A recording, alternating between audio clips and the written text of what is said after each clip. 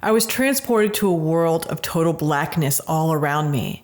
While I wasn't sure if I was being blocked from remote viewing this realm or if that's how their world looks, my confusion was soon cleared up as I was greeted by a giant ghostly being who was radiating with energies of sensitivity, lightness, and centeredness and fairness.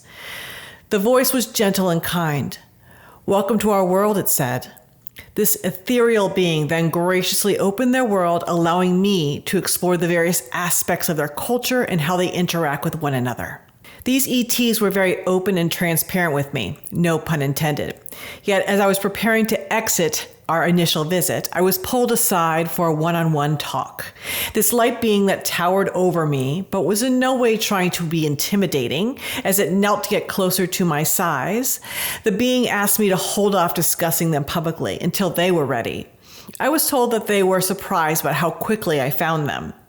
Touched by their immense trust and belief in me, a stranger to them and a low-dimensional one at that, I promised I would keep all this to myself until I received the okay from them. That time has now come. Let me introduce you to Ruchba, the universal realm of balance and fairness.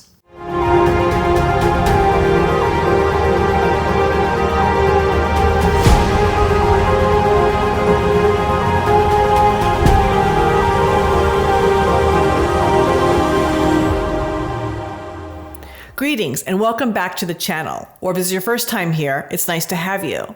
My name is Erin Lynn, and in this video, we're going to take a deep dive into the life forms that inhabit Delta Cassiopeia in the Cassiopeia Constellation. This is another prominent star in the Cassiopeia W formation and a neighbor of a previously covered alien group called Schedar. The link to the Schedar video will be in the show notes. Delta Cassiopeia has an Arabic name as well called Ruchba, which means knee, and this planet is placed at the knee of the celestial artistic depiction of Queen Cassiopeia. The beings prefer to be known as Ruchbahians by us. And I'm extremely familiar with this ET race because now I've read for many Ruchbahian starseed Akashic record clients over the years, even though the starseed group is somewhat rare on Earth. Ruchba is currently in the 12th dimension, and they are a non-physical race of beings who inhabit a non-physical planet. Their world and the Ruchbahian beings' background is a limited blackness, and the Ruchbahians look like fuzzy, warm white, ghostly outlines against this blackness. Whenever I visit Ruchba, it feels cold there, although it's not like I can observe any non-physical snow or ice, nor does it seem like it's perpetually winter on their planet because the foliage has leaves on it. But interestingly, many of my Ruchbahian starseed clients currently live in or have had past lives where they've resided in harsh, cold, natural environments on Earth. Their background of their world is always black and formless. There's no sun or moon. There's no perceptible daytime or nighttime, and there are no weather patterns or changes. It's just always chilly. The frigid air doesn't seem to bother them in the least, however, and there are no buildings or tangible structures on their planet. Even the black ground, if you like to call it that way, they walk on isn't even solid, although they're all existing on the same level plane. The Ruchbahian beings are giant, with approximately 30 foot or 9 meter in height light bodies. They are clear with white outlines, and there is a white spot on their chests that represents the placement of the soul. That soul spot can flash and change color to show emotions that they are feeling. They also have a ghostly look to them and wear flowing clothing that's also clear with an outline. So if you threw an object at a Ruchba being, it would go right through them, but they would experience a sensation of something passing through their bodies, but it wouldn't be painful or unpleasant. Ruchbahians have 2 arms, a head on top, and glide upright, so they are somewhat humanoid. I don't know if they have legs or feet because their clothing goes to the ground and kind of covers their feet, but they don't seem to walk like we do, but glide smoothly along the ground level. And I can't say that they're levitating because they're not hovering above anything. Their faces and bodies are very abstract looking, like a Pablo Picasso portrait. Very simplistic in how they look with little detail. They cannot shapeshift in the way we would understand it. However, their body forms do change and adjust somewhat. So for example, when they turn their heads to the side to look at something, instead of physically moving their heads to one side, as we would, both of their eyes move in their heads in the direction of what they're looking at. So the visible form of their heads will change slightly depending on what direction they are looking at, even though they're not physical. Now, I'm not going to lie, seeing how their eyes change location on their faces as they're looking around was a bit shocking the first time I saw it. I almost fell out of my chair when I watched the 2020 Disney Pixar film called Soul. The kind and empathic group featured prominently in the movie, referred to as the counselors of the great before, referred to collectively as Jerrys, meaning like the name Jerry, but plural, are so close to what the Ruchbahians look like. The Jerrys even have similar calm and helpful energies in the film that I've observed with the Ruchbahians themselves. This film is yet another way that truth from our universe is slowly leaked out into the public consciousness. This was something that the Ruchbahians organized to get their likenesses out there on Earth in a subtle way. This is no different from the Jesus or the Pepe the Frog examples given in previous videos pertaining to other alien races. Ruchbahians adore animals and nature on their world. They live life as one with their natural world. They do not have dwellings, but I do see them lounging on non-physical, like hammock-like structures to relax. They live without any material possessions or technological gadgets.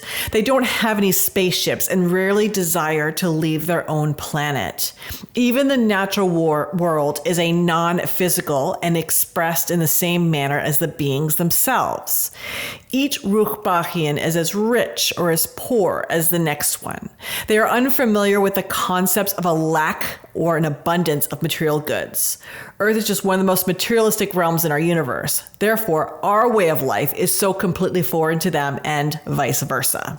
When I ask the question, how can Ruchba be completely non-physical, a world of blackness, yet we can see Delta Cassiopeia in the night sky? And this is the response given to me from the Ruchbahians. Since the Bayer designation of the planet denotes it's the fourth brightest star in the Cassiopeia constellation, there are several celestial bodies within its orbit. These celestial bodies that are constantly rotating around it create the light that's applied to Delta Cassiopeia.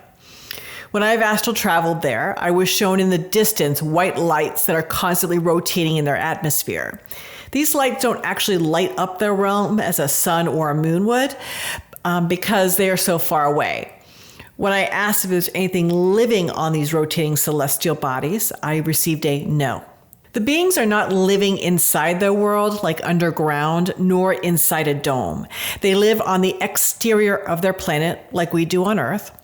Ruchba is a non-physical realm, but there is a solid core to the planet itself, and the etheric life on the planet surrounds this core. Yet the life there does not touch the core nor physically stand on it. The life is bound to the planetary location due to the energies tethering them. This established core, working with the rotating celestial bodies on the edge of the planetary orbit, work together to create an energetic terrarium in between these structures. This is how it's possible for non-physical life to flourish there. Souls that choose Ruchba as their home world may decide to never leave and incarnate on another realm. They're a very tight-knit group and may spend hundreds of lifetimes on their world versus exploring other planetary lifetimes.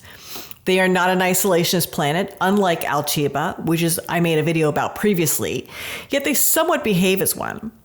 Their borders are open, and they are free to come and go as they please.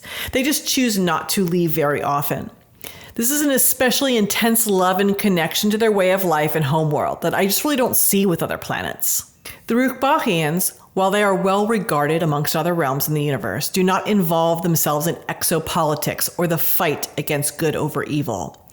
They do not participate in the Galactic Federation of Light. However, this realm is benevolent and does radiate an energy of kindness, centeredness, and neutrality that does positively affect the universe as a whole. The Ruchbahians do not wish harm to Earth or anywhere else. They understand the reasons for a dense and challenging planet like Earth to exist, and I'm told there's no judgment, only love and acceptance from them. Another unique aspect of this alien race is that Ruchbahian beings are androgynous, meaning there's no males or females in their species. While there is some sort of act that takes place for a new baby to be born, I'm told that it doesn't necessarily include two beings. I did not want to get too involved in the details of that process. But basically, a being just must have a desire to bring a new being into the world and to raise it. So any Ruchbahian being can carry and birth a child. It's not limited to only 50% of the population.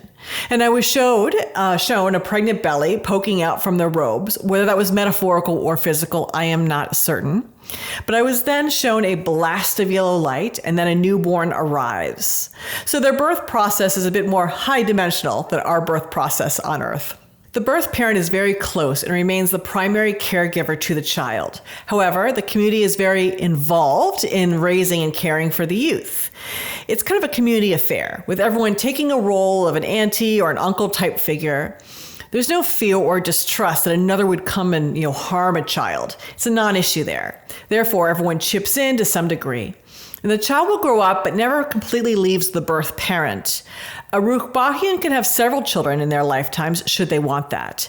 The average lifespan for a Ruchbahian is approximately 1,500 linear Earth years. Being an entirely androgynous species shapes their society, making it extremely fair with no external yin and yang. Meaning, female energies bring a certain something to the table and males another. These are two opposite energies in their strengths and weaknesses, but these two separate energies come together to work as a whole. There's no battle of the sexes or hostility in their society and how one's treated over another. The Ruchbahian beings encompass both male and female energies and are very balanced within themselves. Embodying an energy balance and centeredness is a key value in their world. And personalities and experiences will vary from being to being, so they are individuals and not clones of each other, despite them all having the same type of centered energy. There are many different personalities within their population, just like on our world. In previous videos, I often discuss the various styles of leadership on the planets and how it works. Ruchba is one of the few worlds I've met that does not have any established leadership boards at all. They are strictly community-based and use their own moral compass to do what's best for both themselves and for their planet. This is not to say that a Ruchbahian being won't seek out advice or counsel from some trusted family or community members. Ultimately, though, they are the ones that have total authority of the self. These aliens are extremely community-focused. All Ruchbahians planet-wide are one big family as far as they are concerned. They tell me no need for leadership, they all lead together. Ironically, many Ruchbahian starseeds, formerly and currently incarnate on Earth, will be placed in leadership positions and are excellent leaders. When I asked why, the answer I received was, Ruchbahians are good at self-governing under the laws of the Creator, and it is this knowledge that makes them effective leaders on other planets. Ruchbahians know how to lead without oppression. When visiting their planet, I was shown a dance ritual that I was told the Ruchbahians perform daily. When I use the term ritual, I do not mean that there are very dark undertones to this practice. It's more of a positive, energetic bonding habit that's done across their population. I was shown that they all hold hands in a circle, and there's maybe 40 or so Ruchbahians in each circle, and they spin around clockwise and rise up or levitate from the ground level towards the sky. They speed up their spinning faster and faster and faster until I cannot tell where one being ends and another begins. This practice is done population-wide to strengthen their connection of love and unity. Although I was not able to hear it, music is often playing on their world, and they love to dance and play music. I've read from many Ruchbahian starseed clients who are either professional dancers or musicians. If not done on a professional level, music and or dance seems to be really important in their earthly lives. I do not see the Ruchbahian beings themselves playing any type of musical instruments, but they are avid singers and can vocalize a wide range of melodic sounds. This singing is a common pastime that the Ruchbahians do together. I hope you found this introduction to the Ruchbahians interesting. I'd love to hear what you think in the comments. Could you imagine living in a world with zero leadership and not having it devolve into mayhem? Do you think that you could live hundreds of extended lifetimes on a completely non-physical planet? All the Cassiopeia Constellation worlds I've seen thus far, and I've been to most, are most unusual. This ET race is the second of many of the races located in the Cassiopeia Constellation that I will be covering in future installments of this series. Any alien groups mentioned in this episode that I've made videos about previously will be linked in the show notes. If you enjoyed this video and want to see more content like this, kindly like and subscribe to the channel. You are welcome to check out my other videos highlighting other previously unknown alien races in our universe. Should you want to have your Akashic record read by me, the link to the website is below. In the meantime, I love you all and welcome to a higher dimension.